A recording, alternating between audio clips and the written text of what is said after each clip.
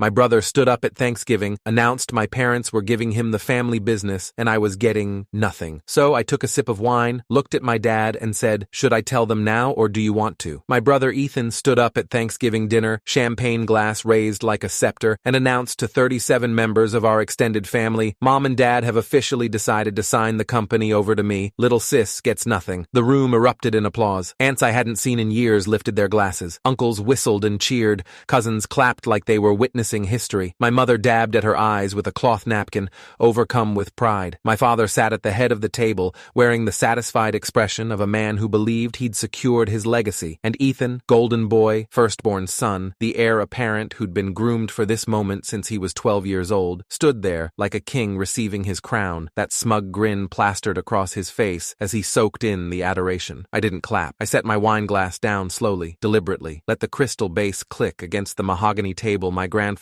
had built with his own hands 60 years ago. Then I looked straight at my father. "Dad," I said, my voice cutting through the applause like a scalpel. "Should I tell them now, or do you want to?" The room went quiet, not gradually, instantly, like someone had pressed mute on reality. My father's fork hit his plate with a clang that seemed to echo off the walls. Ethan's face cycled through confusion, annoyance, and then something that looked almost like fear. "Tell us what, Ava? What could you possibly have to say?" I reached into my bag, the leather messenger bag I'd carried into this house like it was nothing special, like it didn't contain the nuclear codes to everything they'd built, and pulled out a manila envelope. "Open it." My family had been writing me out of their story since I was 12 years old. That was the year Grandpa Walt died. The year my father gathered us in the living room of this same house, sat us down on this same furniture, and announced that Ethan would inherit Bennett Industrial Solutions when he came of age. "That's how it should be," Dad said, his tone suggesting this was natural law rather than a choice. "This business stays with the men of the family. That's how Grandpa wanted it." I remember looking at my grandfather's portrait on the wall, stern face, kind eyes, the man who'd taught me to read financial statements when I was 9 years old, and knowing in my gut that Dad was lying. Grandpa had never said anything like that. He'd spent hours with me in his office, showing me how the company worked, telling me stories about building it from nothing. But I was 12. What could I say? I asked, "What about me?" Dad laughed, actually laughed, like I'd told a joke. "Sweetheart, you're going to grow up, get married, have your own life. Your brother is the legacy. You're going to be someone's wife someday. That's legacy enough." From that day on, I was invisible. Ethan got sent to leadership camps every summer, business seminars during school breaks, entrepreneur competitions where he'd present ideas that were actually mine, repackaged in his voice. I got unpaid filing work at the company and a pat on the head when I asked questions. When I was 16, I spent 3 weeks creating a comprehensive cost-saving proposal for the manufacturing floor. Grandpa had taught me the basics of operational efficiency before he died, how to identify waste, how to streamline processes, how to read the numbers that told the real story of a business. I expanded on everything he'd shown me, ran the calculations, created presentation slides. I handed it to my father, hoping, stupidly, naively hoping, that maybe this would be the thing that made him see me. He didn't even read it. He flipped through the pages without looking at the content, then handed the entire folder to Ethan. "Present this at the board meeting next week. Good practice for when you're running things." Ethan did, word for word. He didn't understand half of what he was saying. When a board member asked a follow-up question about depreciation schedules,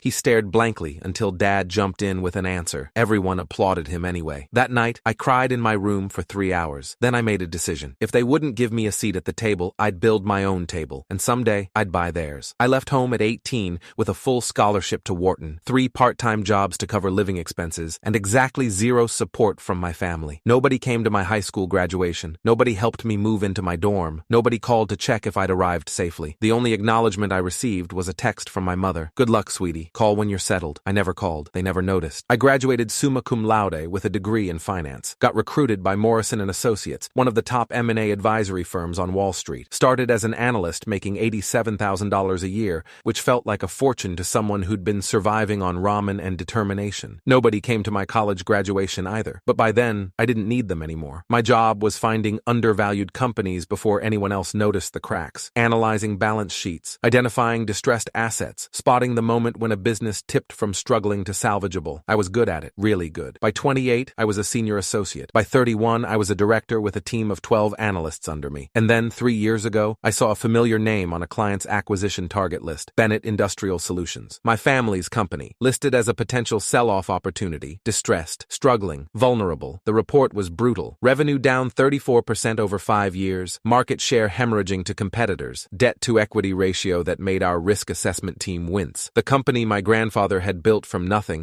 the company my father had been so desperate to hand to his son, was dying, and nobody had told me. I called my father that night, asked what was happening with the business. His response was immediate and dismissive. "This is men's business, Ava. You wouldn't understand the complexities involved." I texted Ethan. His response came 12 hours later. "LOL, stay in your lane, little sis. We've got it handled." They didn't have it handled. I could see that clearly in the numbers. But more importantly, I could see something else in those documents. Something that changed everything. Grandpa had never consolidated ownership of the company. When he died, his shares had been distributed according to his will, but not all to my father, like everyone assumed. Shares had gone to retired employees who'd helped build the business, to old partners who'd invested in the early days, to distant cousins who'd loaned money during lean times, to a charitable trust Grandpa had established for factory workers' children. My father controlled only 31% of Bennett Industrial Solutions. He'd been acting like he owned the company outright, but he didn't, not even close. And suddenly, I had a plan. The first call I made was to Victoria Chen, a corporate attorney at Sullivan & Cromwell with 23 years of experience in hostile acquisitions and shareholder disputes. "Is this legal?" I asked her after explaining what I wanted to do. "Acquiring shares in a privately held company from willing sellers? Absolutely legal. The question is whether you can convince enough shareholders to sell. What percentage would I need for controlling interest? 50% plus 1 share. That gives you the legal authority to appoint and remove the CEO, approve major business decisions, and essentially run the company however you see fit. And my family couldn't stop me?" Victoria paused. I could hear her thinking through the implications. If you acquire majority ownership through legitimate transactions with willing sellers, there's nothing they can do. They might try to challenge individual sales, claim some kind of improper influence, but if everything is properly documented and notarized, they'd lose. "Good. I need you to draw up acquisition agreements, standard terms, fair market value based on current company performance, which, given their financials, won't be very high," Victoria noted. "No, it won't be. The first shareholder I contacted was Harold Holloway, a retired engineer who'd worked at Bennett Industrial for 37 years. He owned 4.2% of the company, shares Grandpa had given him as a retirement bonus in 1987. Harold was 83 years old, living in a nursing home in Connecticut. His daughter helped arrange the call. "Mr. Holloway, my name is Ava Bennett. Walter Bennett was my grandfather." "Little Ava?" His voice crackled through the phone, but I could hear the warmth in it. "I remember you. You used to come to the factory with Walt. He'd set you up in his office with a calculator and a stack of invoices. You remember that?" "Of course I remember. Walt talked about you all the time. Said you had the head for this business. Said you were the one who should be running things someday." He paused. "I was real sorry when I heard how things went after he passed. Didn't seem right the way they treated you." My throat tightened. "Mr. Holloway, I'm calling because I'd like to buy your shares in Bennett Industrial. Fair market value based on current financials." "Why would you want shares in that mess? Company's been going downhill for years. Your brother doesn't know what he's doing and your father won't admit it. That's exactly why I want them. I'd like to fix what they've broken." Silence on the line, then a dry chuckle. "Walt always said you'd come back for it. Said you'd find a way." More silence. "I'll sell, but not because of the money. Because your grandfather would have wanted you to have them." The papers were signed and notarized within a week. Harold Holloway's 4.2% became mine. 1 down. Many more to go. Over the next 18 months,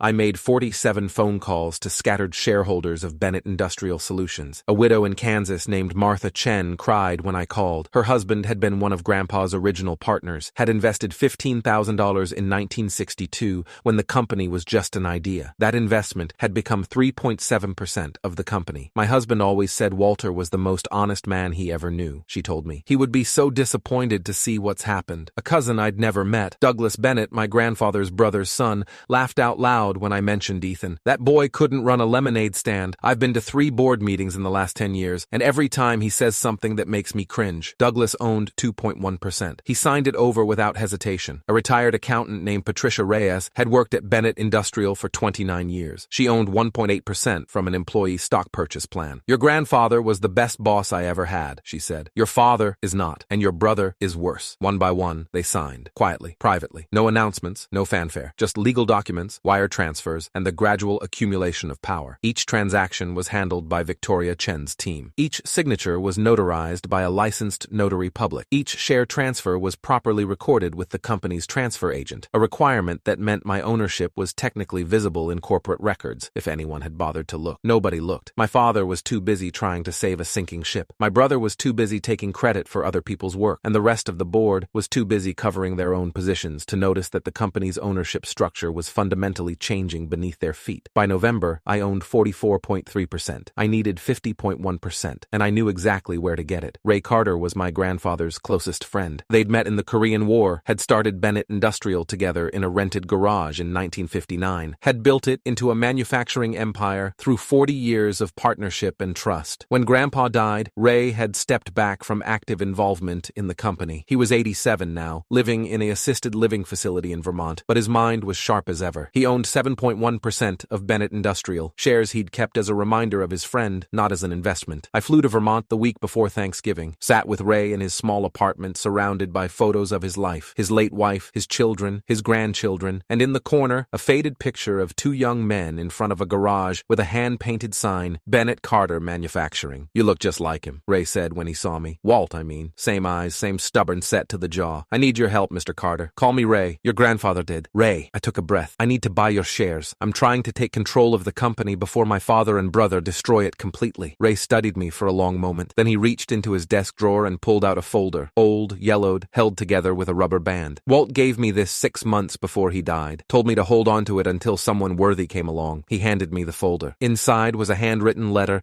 dated 23 years ago, my grandfather's handwriting. "Ray, if you're reading this, I'm gone, and you're probably wondering what to do with your shares. I have a feeling things aren't going to go the way I hoped after I die. Richard doesn't have the vision, and Ethan doesn't have the character, but Ava does. She has both. If she ever comes to you, and I believe she will, give her everything she needs. She's the one who should be running this company. She always was. Your friend, Walt." My hands were shaking when I finished reading. 23 years. My grandfather had seen this coming 23 years ago. Ray slid the share transfer documents across the table. He'd already had them prepared. "I've been waiting a long time for you, Ava. Don't make me regret this." The week before Thanksgiving, I sat in my apartment in Manhattan and ran the numbers one final time. Harold Holloway, 4.2%. Martha Chen, 3.7%. Douglas Bennett, 2.1%. Patricia Reyes, 1.8%. 17 other shareholders, 32.4%. Ray Carter, 7.1%. Total, 51.3%. Controlling interest. Majority stake. Legal authority to appoint and remove the CEO, approve or reject major business decisions, and fundamentally reshape the direction of the company. I owned Bennett Industrial Solutions, and nobody in my family had any idea. I called Victoria Chen that night. "It's done. I need you at Thanksgiving dinner. You want me to serve papers at a family holiday? I want you there as a witness, and to answer any legal questions that might arise." Victoria laughed. "This is either going to be the most satisfying moment of your career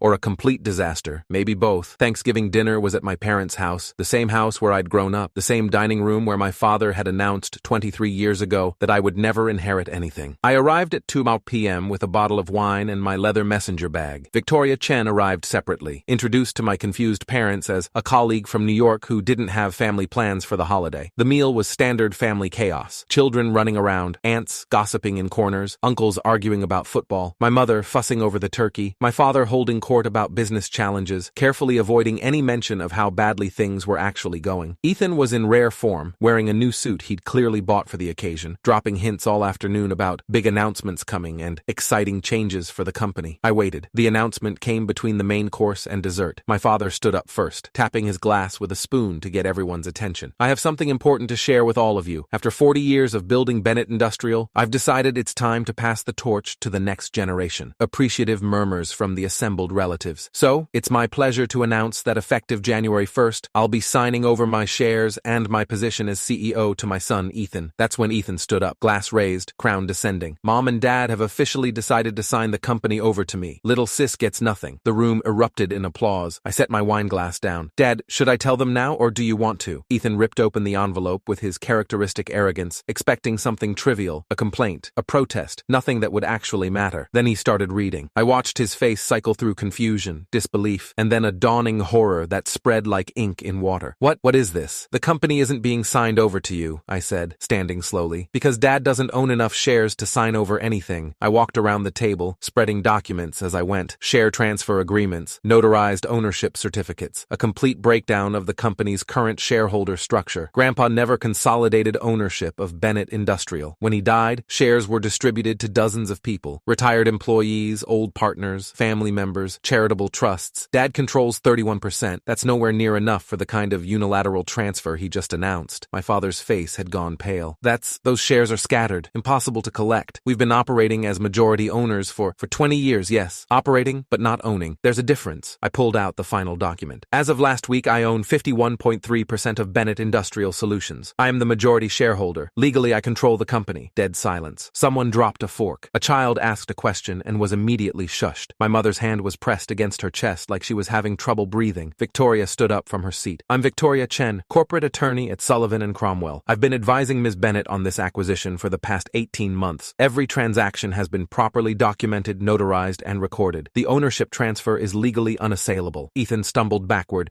knocking over his chair. This is fraud. You can't just— It's not fraud, Victoria said calmly. It's a legitimate acquisition of shares from willing sellers at fair market value. Every shareholder Ms. Bennett approached chose to sell voluntarily. Many of them were quite enthusiastic about it, actually. They were tricked. They were manipulated. I have recorded phone conversations with every single shareholder, I said, each one explaining exactly why they wanted to sell. Would you like to hear what they said about your leadership, Ethan? He went silent. My father finally spoke, his voice shaking. Ava, this is ridiculous. The company is mine. I built it. Grandpa built it, I interrupted. You inherited it, and you've been running it into the ground for 20 years. Revenue down 34% since you took over. Market share cut in half. Debt levels that would make any investor run screaming. You didn't build anything, Dad. You just managed the slow destruction of everything Grandpa created. How dare you? How dare I? Something in me snapped. 23 years of being dismissed, ignored, written off. It all came pouring out. How dare you? You told me when I was 12 years old that I didn't matter, that I'd never be part of this company, that I should just grow up and get married and be someone's wife because that's all I was good for. I pulled out Grandpa's letter, the one Ray had given me, handed it to my father. Grandpa didn't agree. He wrote this 23 years ago, predicting exactly what would happen. He knew you didn't have the vision. He knew Ethan didn't have the character. And he knew I was the one who should be running things. My father read the letter. His hands were shaking by the time he finished. This doesn't prove— It proves that the man who built this company believed in me. It proves that you've been lying to everyone, including yourself, for 2 decades. I took the letter back. The board meeting is scheduled for Monday. I'll be presenting my ownership documentation and calling a vote to remove the current CEO. That's you, Dad. You're out. My mother started crying. My aunts and uncles sat frozen in their seats. Cousins exchanged shocked glances. Ethan finally found his voice. You can't do this. This company is supposed to be mine. I've been preparing my whole life. You've been coasting your whole life, I said. Every idea you've ever presented was stolen from someone else. Every success you've claimed was earned by other people. You couldn't run a lemonade stand without Daddy holding your hand, and everyone in this room knows it. That's not the cost-saving proposal from 2008, the one that saved the company $2.3 million. That was mine. Dad took it from me and gave it to you. The marketing pivot in 2015 that opened the Asian markets, my analysis, my strategy, your name on it, the restructuring plan that kept you out of bankruptcy in 2019, I sent that to Dad anonymously through a business consultant. He never knew it was me. Silence. Everything you've accomplished was built on my work, Ethan. Everything. And now I'm taking back what was always supposed to be mine. I picked up my wine glass, took a slow sip, smiled. Happy Thanksgiving, everyone. The board meeting on Monday was brief. I presented my ownership documentation. Victoria walked the board through the legal implications. My father tried to object, tried to claim procedural violations, tried everything he could think of. The vote was 7-2 in favor of removing him as CEO. The only dissenting votes were his own and Ethan's. I was appointed interim CEO effective immediately. My first act was to fire Ethan, not out of spite, well, not entirely out of spite, but because he genuinely wasn't qualified for any position of responsibility. I offered him a severance package that was more generous than he deserved, 6 months' salary, continuation of benefits, a positive reference if he wanted to find work elsewhere. He didn't take it well. You can't fire me. This is my birthright. This company has my name on it. It has our name on it, I corrected. Bennett. And Bennett Industrial Solutions is going to survive because I'm going to save it. Something you were never capable of doing. He stormed out. I haven't spoken to him since. Saving the company took 3 years. I brought in Marcus Williams, a turnaround specialist with 27 years of experience in manufacturing, to help restructure operations. We cut costs, modernized equipment, renegotiated supplier contracts. We focused on our core competencies and divested non-performing divisions. I hired Sarah Chen, no relation to my attorney, as CFO. She'd been chief financial officer of a Fortune 500 company before retiring, and she came out of retirement specifically because she liked the story of what I was doing. We brought in new blood at every level, promoted internal talent that had been overlooked for years, created actual paths for advancement that weren't dependent on family connections. By year 2, we were profitable again. By year 3, we were growing. Revenue up 23%, market share recovering, new product lines launching. The company my grandfather built was finally becoming what it should have been all along. My parents never apologized. My mother calls occasionally, makes small talk, never mentions the company or what happened. My father doesn't call at all. I hear through relatives that he spends his days playing golf and telling anyone who'll listen about how his ungrateful daughter stole his legacy. He doesn't understand that it was never his legacy to give. Ethan moved to Florida, took a job as a sales manager at a car dealership. His wife left him 6 months after he was fired. Turns out she'd married him for the money and the family name, not for his winning personality. Last I heard, he's engaged to someone new, probably telling her stories about the empire he was supposed to inherit. The relatives who cheered at Thanksgiving have split into two camps. Some of them have reached out, apologized for how they treated me, wanted to reconnect. Others have cut me off entirely, loyal to my parents' version of events. I'm okay with both. You learn who people really are when power shifts. Ray Carter passed away last year at 91. I flew to Vermont for his funeral, sat in the front row, gave a eulogy about his partnership with my grandfather and his faith in me. His daughter approached me afterward. Dad talked about you all the time in his last months, said giving you those shares was the best decision he ever made. He gave me more than shares, I said. He gave me permission to believe I was worthy. She handed me a small box. Inside was a faded photograph, the one from Ray's apartment, two young men in front of a garage. On the back, in my grandfather's handwriting, the beginning of everything. 1959. I have it framed on my desk now, next to my grandfather's letter. Last month, I was named to Forbes' 50 over 50 list, business leaders who achieved significant success later in life. The article called me the woman who took back her birthright through patience, strategy, and an unshakable belief in her own worth. A reporter asked me what I'd say to young women who felt overlooked in their families or careers. Don't wait for permission, I told her. Don't wait for anyone to give you a seat at the table. Build your own skills, your own expertise, your own leverage, and when the time is right, when you have the power to change things, don't hesitate. Take what's yours. The article went viral. I got thousands of messages from women who'd experienced something similar, told they weren't good enough, smart enough, male enough to succeed, told to stay in their lane while less qualified brothers and sons got handed opportunities they hadn't earned. I couldn't respond to all of them, but I read every single one. Ethan texted me last week for the first time in 3 years. I need money. The dealership fired me. Can we talk? I didn't respond. Some people might call that petty. Maybe it is. But I spent 23 years watching my family take from me, my ideas, my work, my place in the world. They didn't just overlook me. They actively pushed me out, laughed at my ambitions, treated me like I didn't matter. And when I finally fought back, when I finally claimed what should have been mine, they acted like I was the villain. I'm done apologizing for winning. I'm done feeling guilty for being successful. And I'm definitely done rescuing people who spent decades trying to destroy me. Every Thanksgiving now, I host dinner at my apartment in Manhattan. Not family, not the family I was born into anyway, but the family I've built. Victoria Chen, Marcus Williams, Sarah Chen, the senior team at Bennett Industrial, friends who believed in me when my blood relatives didn't. We eat turkey and share gratitude and toast to the things that matter. Hard work, loyalty, the people who show up when it counts. And every year I raise my glass and make the same toast. To Grandpa Walt, who knew I'd find my way back, and to everyone who told me I couldn't. Thank you for the motivation. The room laughs, we drink, the night goes on. But sometimes, late at night, when everyone's gone and I'm alone in my apartment overlooking the city, I think about that 12-year-old girl sitting in her father's living room, being told she'd never be part of the family legacy. I wish I could go back and tell her what was coming. Tell her that the pain was temporary, but the determination would last forever. Tell her that the people who dismissed her would one day watch her take everything they thought was theirs. I wish I could tell her she was going to win, but maybe she already knew. Maybe that's why she never gave up. My brother stood up at Thanksgiving dinner